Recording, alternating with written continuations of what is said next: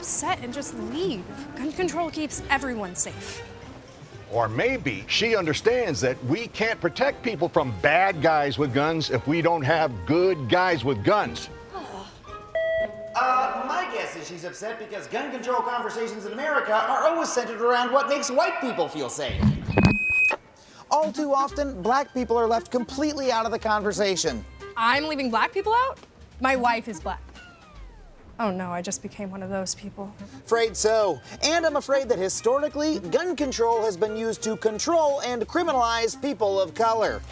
In the early years of our country, many colonies and states had laws barring Native Americans and free black people from buying or owning guns. What?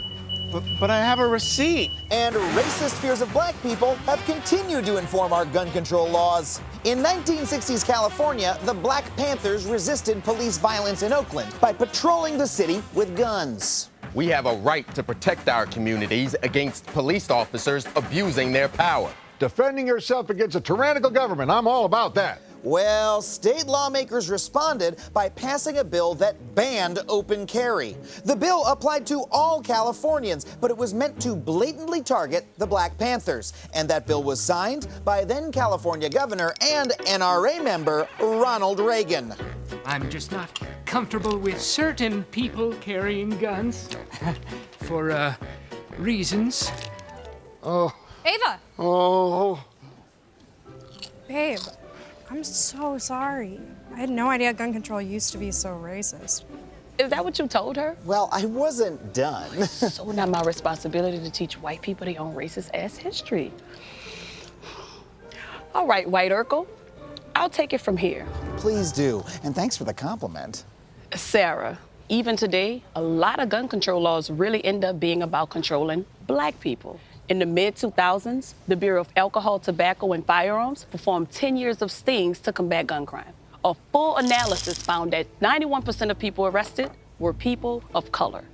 And we're not just talking about the red states. For years, New York City had an official policy to stop black and brown people on the street just to see if they might have guns or drugs. Stop!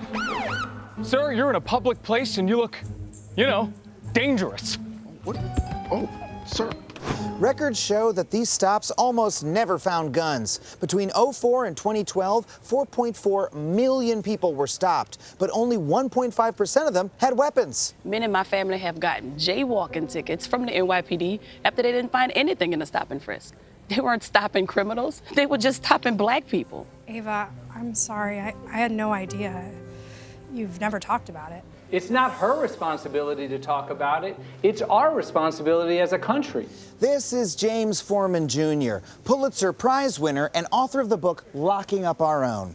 There's a connection between the overly punitive gun sentencing laws that were passed in the 1970s, 1980s, and 1990s and the current crisis of mass incarceration. Instead of national gun control laws that could stop the flood of available guns, we have local laws that penalize possession. And those laws are mostly passed in cities. So the result is that guns are everywhere, violence is rampant, and the only people who go to prison for possessing guns are poor people of color in our nation's cities. Black people face the highest rates of deaths by guns. But instead of protecting the families and neighborhoods who face the most gun violence, our current gun laws just double down on destroying them. And that's why we shouldn't talk about new gun penalties without first talking about how we transform our criminal legal system. All right, Adam, I gotta get to my Thanksgiving dinner. Well, I think we all learned a valuable lesson about gun control. No, Dad, that's something you need to realize too. Gun rights don't protect black people either. Take the Stand Your Ground law the NRA pushed legislators to pass in Florida. It says use of deadly force is justified to defend yourself in your home or car, even if you could run away. But in practice, not everyone gets to use it. Marissa Alexander was sentenced to 20 years in prison just for firing a warning shot to defend herself against her abusive husband. Stand Your Ground didn't help her. Or look at what happened to Philando Castillo. During a routine traffic pullover, he informed the police officer that he had his gun on him, and the cop shot and killed him in front of his girlfriend and her 4-year-old daughter. But I drive with my weapon every day. That's not against the law. Okay, so imagine I'm a police officer pulling you over, and you're Philando Castile. Do you have your license and insurance? Yes. Officer, I do have to tell you, I do have a firearm on me. Okay, don't reach for it then. I'm Don't pull it out. not pulling it out. He's not pulling it out. Don't pull it out. Bang! That is the exact moment Philando Castile was shot. He did everything that responsible gun owners are supposed to do, and the NRA didn't come to his defense. For all that talk about protecting gun rights, they sure are quiet when black people are gunned down for exercising them. So Dan, I'm frustrated because black people are in jail, are dead for exercising gun rights you enjoy so freely. And Sarah, I'm hurt because as my partner, you don't see that the gun control you have the privilege to fight for ignores the systemic persecution that I live in fear of every single day.